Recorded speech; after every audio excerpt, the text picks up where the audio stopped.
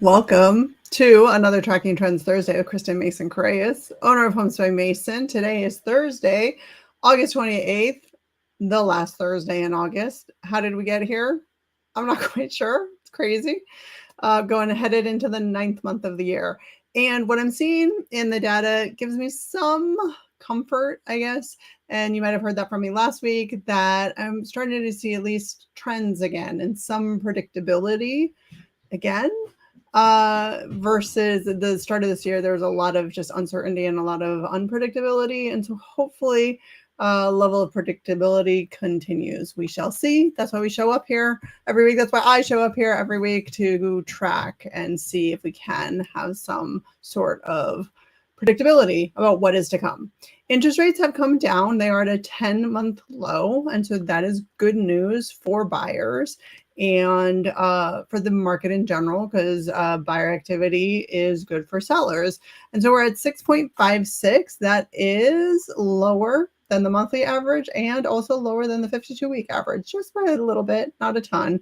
And that's what the experts had been predicting, that interest rates would come down, but not terribly much. And so that is, again, a prediction that came true, which helps us have some level of confidence in predictability right now. So 6.56 is where we are. That is having some influence, upward influence on buyer activity, as it would be expected. So in terms of what's happening in the economy, the hiring has slowed down.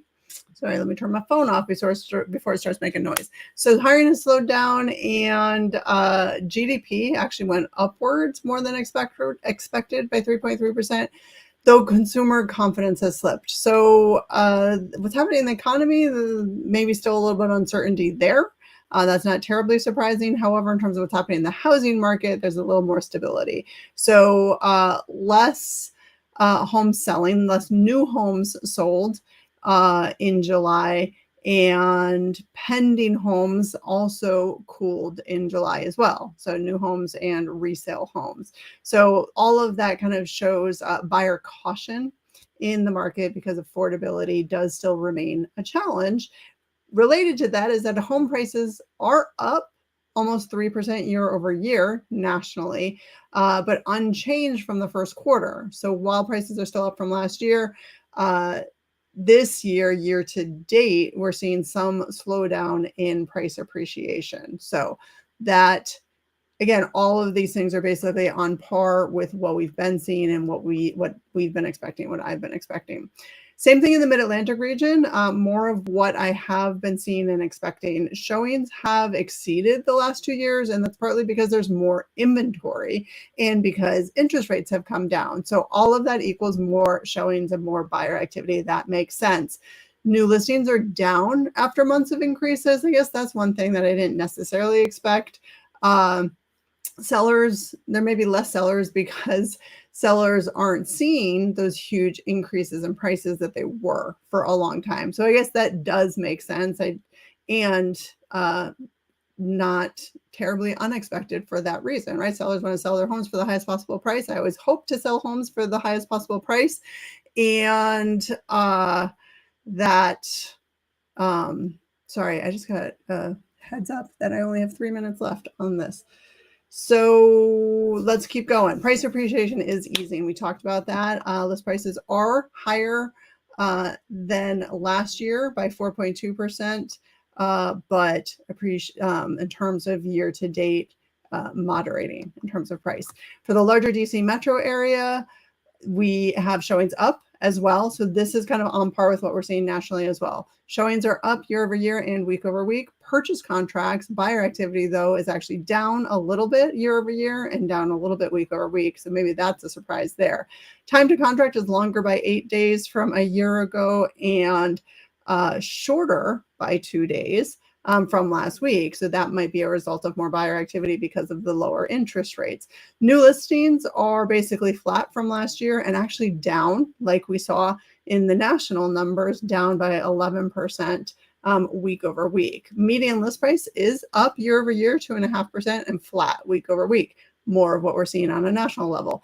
Active listings are still up in our area by almost 30% year over year and flat week over week. So less sellers, less new listings, which may then decrease overall inventory. So our hyperlocal market, which is Arlington, Alexandria, Fairfax, and Falls Church, the number of new contracts and new listings were up.